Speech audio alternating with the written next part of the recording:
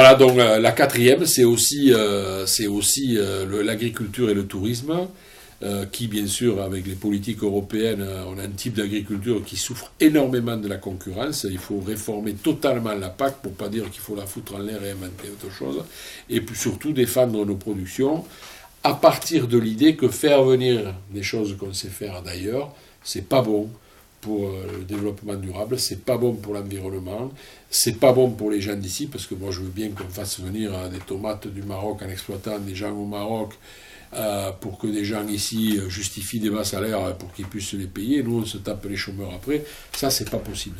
L'agriculture de moyenne montagne, l'arboriculture, la sylviculture, le maraîchage, tout ça sont des sources d'emploi.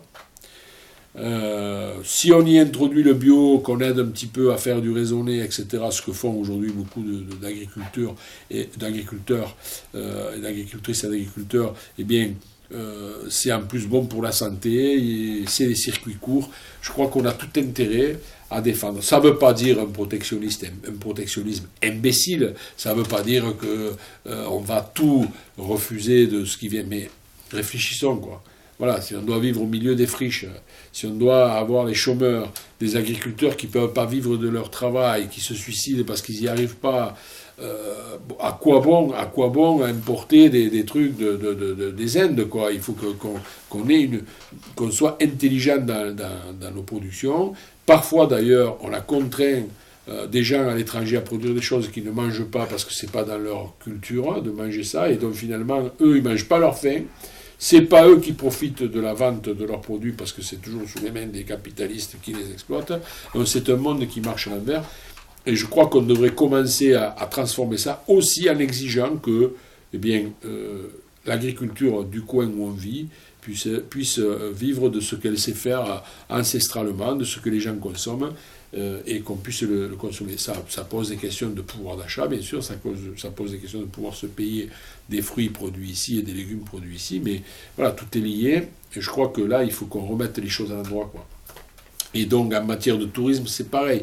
On va pas s'entêter à faire, à entasser les gens chez nous, du 15 juillet au 15 août. Il faut diversifier les choses. On n'est pas obligé ici de n'investir que dans le tout-tourisme, dans le massacre de la côte, etc. Voilà, les gens peuvent venir dans le Val-Espire, Donc le tourisme est un atout à condition qu'on en fasse un tourisme intelligent. Je n'ai pas envie de dire social parce que ça peut être connoté, mais en tout cas, un tourisme de toute l'année, un tourisme intelligent, un tourisme de repos, un tourisme de confort. Dans une Assemblée nationale, il faut faire de la philosophie aussi, il faut introduire de la philosophie, il faut que les gens pensent différemment, se projettent différemment que dans les concepts qu'aujourd'hui on leur a inculqués. On part tous entre juillet et août, on va tous à la mer, bon, c'est pas aussi caricatural, mais voilà, il y a plein de choses d'autres qu'on peut faire, et puis bon, il y a plein d'endroits où on propose la mer, mais il y a peut-être pas, tout le monde n'a pas de la moyenne montagne, tout le monde n'a pas des gîtes d'arrière-pays, tout le monde ne peut pas faire de la randonnée, offrir de la randonnée, donc voilà, moi je crois que c'est tout, c'est ça qu'il faut faire entre la circonscription et le national, c'est cette vision-là, et en gros il faut voir une société, et ensuite la faire la lier à la vie de la circonscription, quoi. Voilà, il faut que ça s'alimente, et